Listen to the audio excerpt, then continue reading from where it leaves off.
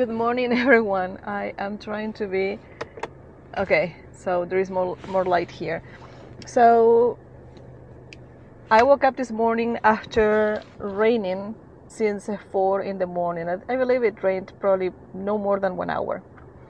We stayed at the spot I showed you in my last video, and now it's time to go off-roading again down the hill, down the mountain actually. It's not a provincial park, but it is a park, but I still took a shower and did my whole routine before I leave. So I am going to try to show you the off-roading situation. It is pretty steep. I have my masks on that I'm going to remove as soon as we are down again, but I believe that the altitude here is like 800 meters. This is my first time off-roading and I'm always scared. I was terrified when I was coming up yesterday afternoon. So yeah, let's see how much I can show you.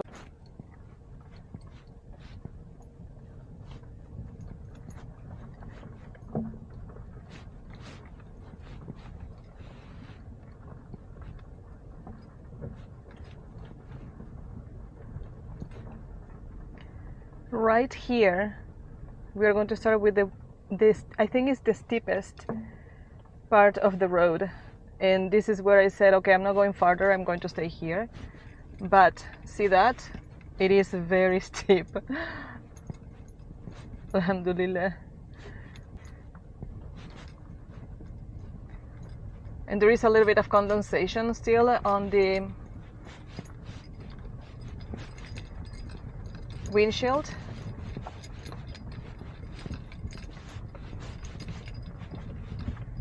But it's going away slowly.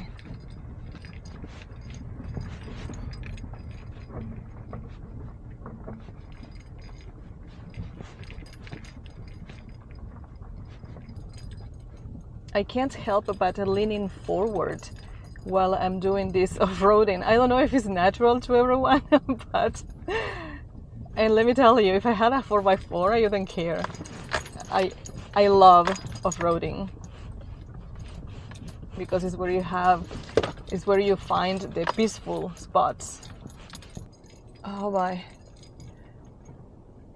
This was the scariest one because it has a lot of big rocks and holes.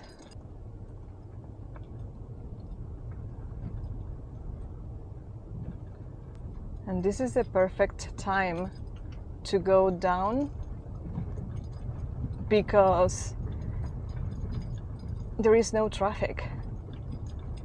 Probably we will see one person or two, the most, if we see any.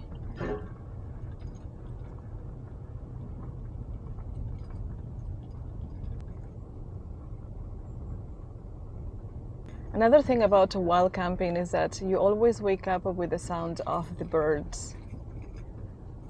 That's priceless.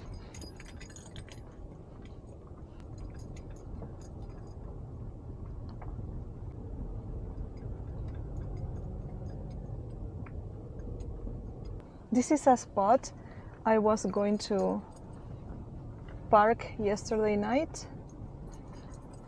and I didn't, but I thought that if I don't find the other one because it's too steep, the road, then what I'm going to do is to come back and stay the night here. But look at that van there. I can't even understand how the van got there. Seems to be they have tent on the other side of the van, so maybe they are camping. I don't know if you can see it, but I can see something blue on the other side of the van if I look under the van. But yeah.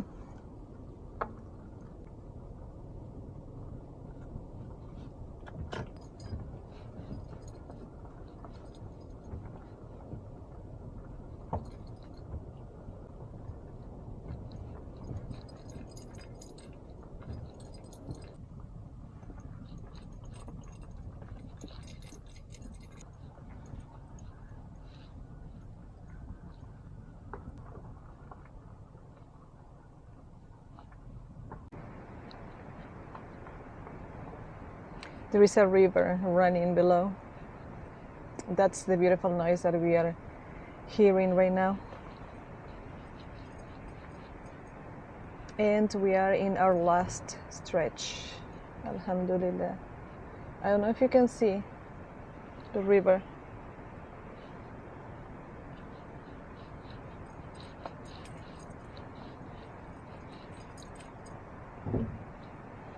And we made it to civilization, and people starts being in a hurry even though we are supposed to go at 30 kilometers an hour. But what can you do? People is always in a rush. Always in a rush.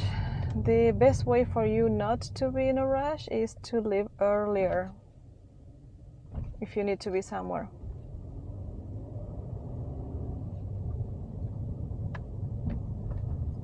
So right before the highway, coming from the mountain, then there is this beautiful area here.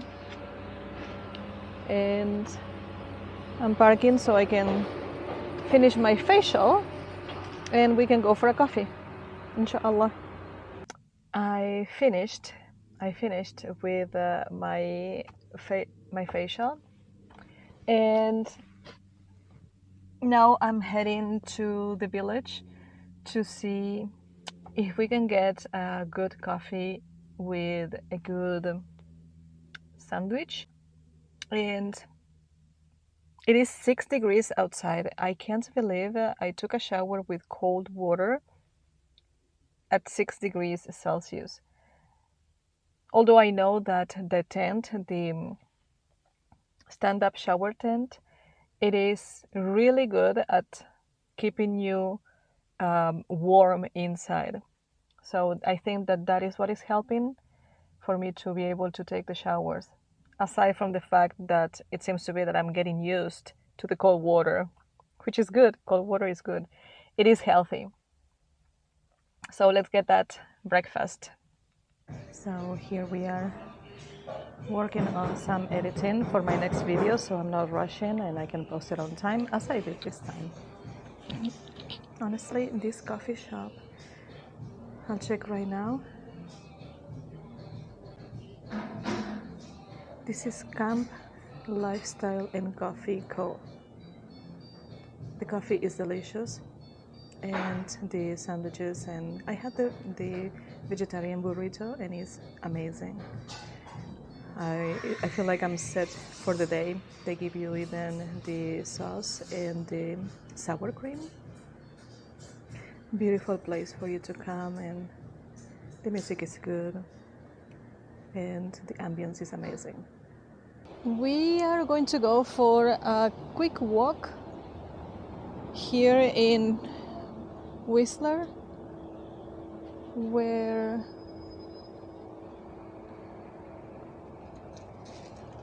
it's just because I want to remember where I used to walk and I used to love. It's pretty nice. But here I am at a parking lot trying to figure out if now you have to pay for parking, because this parking used to be free. And I can't find any machines or anything. Oh, I think I found it.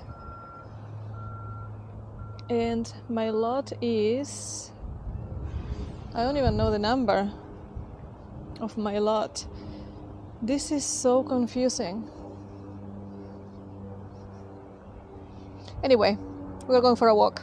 I'll show you just a little bit around, and then we're going to go for a small hike that I never did, but it's about a train wreck in 1956 that derailed because it was going through I'll explain to you when I'm there. So we're going to go for a small hike afterwards.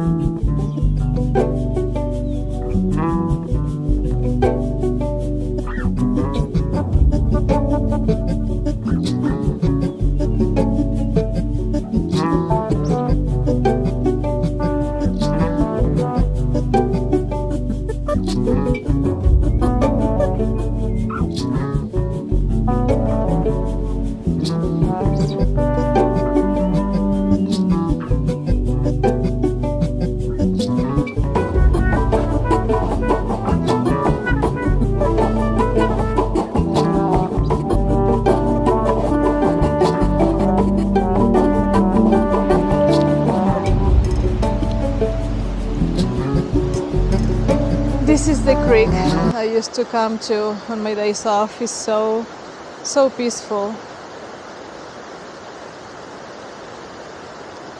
When I used to work at the Fermo Chateau Whistler, back in the days, my first job here in Canada, back in the days.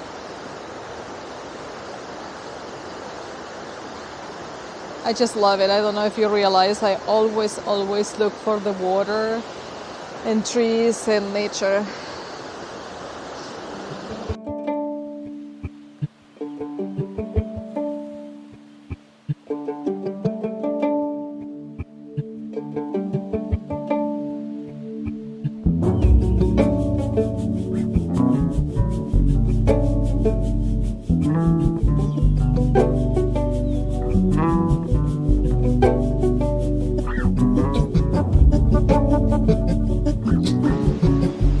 This is another area I used to come to relax on my days off.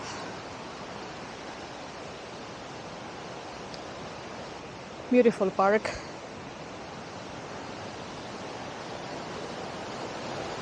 That guy looks like me, going down to touch the water. Who doesn't want to touch the water?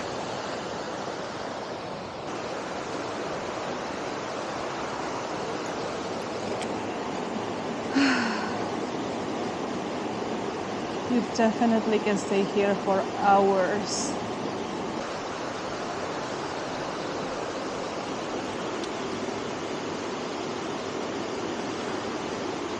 Something so precious. We have places to be, and this is home. We arrived home. It is raining. And I'm all wet. Alhamdulillah.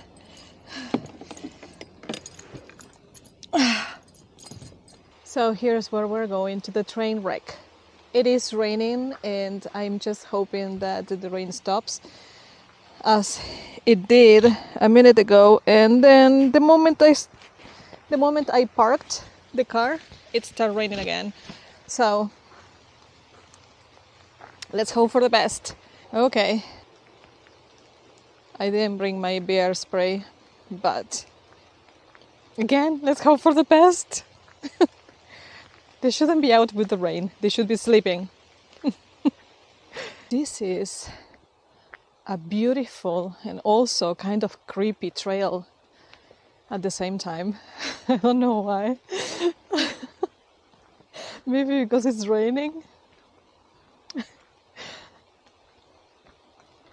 But it's incredible. I lived here for almost a year and a half or 15 months. And I never came here. Never had the chance because I was always tired. Working graveyards when I just arrived to Canada. Trying to build my career here in my new home. So, but here we are. The trail should be 2.4 kilometers, but I don't know if it's round trip or only one way.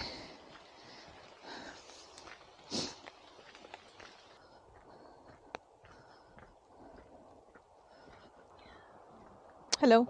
Hello. And of course, another creek. So I'm going to deviate from the trail just to come to the water for a little bit. There is no direct access to the water, it's just from afar. Well, actually, there is access right there, but it's too muddy. This is amazing, alhamdulillah. Back to the trail. Another viewpoint. That fateful day. The wreck occurred on August 11, 1956. The train started in Lillooet, 130 kilometers, 80 miles north of Whistler. where it was loaded with lumber bound for Vancouver. When the train got to Whistler, it was behind schedule, so the crew tried to make up time by going faster.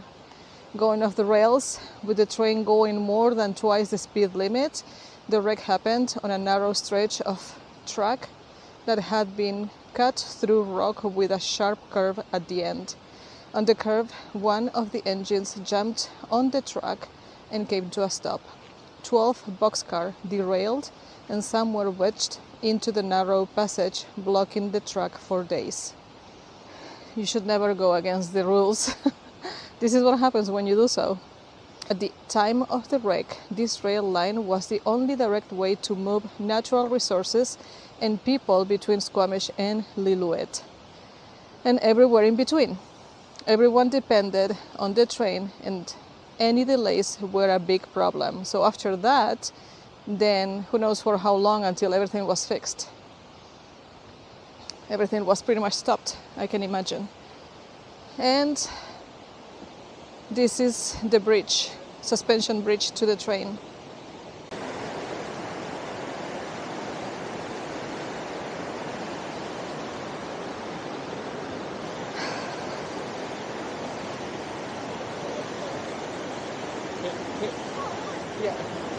Hello.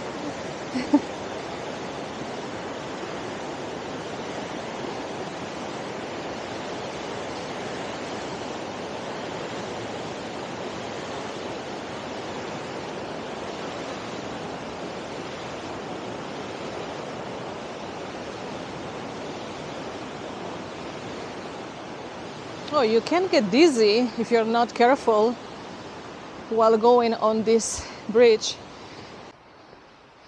One of the companies moved the train to the forest, the tracks to the forest. Hello. Getting you? Good. And everyone wonders, how is it that all the nature around it wasn't affected by this derail? And that's the reason why the company took care of it and carefully moved the tracks to the forest. It's so cool. It is. It's like the best hike ever. Wow, there are a lot of them. If you keep going that way, you have more train tracks. There's not much here to see.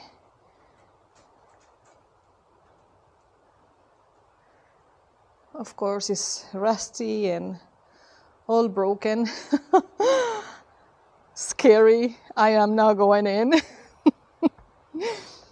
Besides, if you go in, you don't know if you're going to fall in one of those wooden floors because they are falling apart. Imagine 1956. Hi. You dare to go inside? Oh, just on the edge. You can walk up here. Oh. So we walked up, and the father with his little child. Yes. They also climbed up. And No we way. there. He climbed Yeah. up. Oh, Yeah. that's daring, and with a child. Yeah.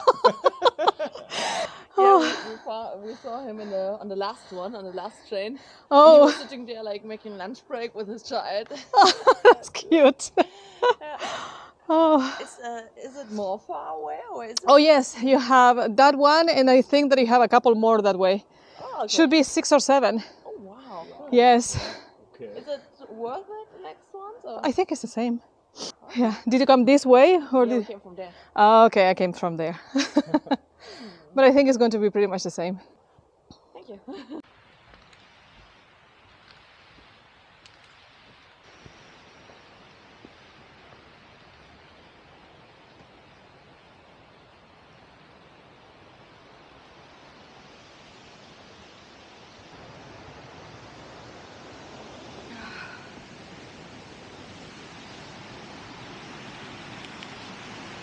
Oh wow, these are 2 together.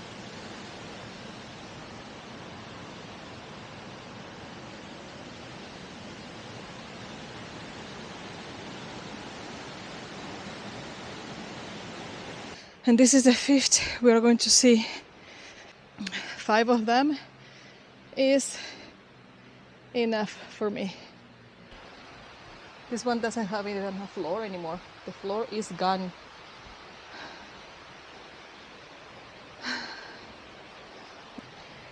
Time to go back to the car. I hope you liked it. Actually, I think it was a nice hike. Kind of exciting as well. Reading a bit of history of the area and how important these trains were for the area as well, for people and businesses. I made it to the car and I ran to the closest gas station. I came here to this Co-op gas station that is in Creekside, Whistler. 1.92 is like 20 cents per liter more expensive than anywhere else. This is unfair. This is an area, this Whistler is open all year round with business all year round. Why is it that you want to rip off tourists, and by ripping off tourists you also rip off locals, because people that works here, that lives here all year round, they pay gas way more expensive than anywhere around. So no, this is too much. I'm sorry that everything is dark, but I am stealth camping right now, which I don't like, stealth camping in the car. But I have no option because everything around Vancouver is stealth camping, and I drove to different places that I found online, and I didn't like them. I didn't feel safe, and yes, so for that reason I am staying here in my car, as I don't know what may happen during the night. The only thing I did was to cover the side windows, the front side windows. I didn't cover the windshield, just because it would be too suspicious and it would call the attention of security. So I am going to sleep dressed, which is not a problem because tomorrow is laundry day, inshallah. And I am going to call it a day. It is 11 p.m. and I'm going to bed right now. I came to Vancouver because I wanted to see my friends, and for sure I know that I will see one tomorrow.